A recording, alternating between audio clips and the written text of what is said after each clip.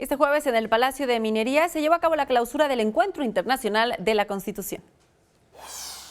Durante la clausura del Encuentro Internacional sobre la Constitución de la Ciudad de México, integrantes del Constituyente y analistas internacionales hablaron sobre la importancia, los retos y logros que ha tenido la redacción de esta, para lograr un punto de encuentro de gobierno abierto para ciudadanizar la participación e integración del proyecto. Es que el proyecto de Constitución fue resultado no de una iniciativa del jefe de gobierno, como se lo facultaba la reforma constitucional, sino de un proceso de elaboración colectiva, donde un grupo redactor plural, con especialistas de la academia, de la cultura, de las organizaciones sociales. Asimismo, los especialistas enfatizaron que la redacción ha sido un proceso de elaboración público y colectivo, en donde los redactores se han enfocado en resaltar la pluralidad de la Ciudad de México. Muestra de eso es la participación ciudadana en la redacción de esta. Establecimos como parte de las prácticas del Parlamento Abierto que cualquier ciudadano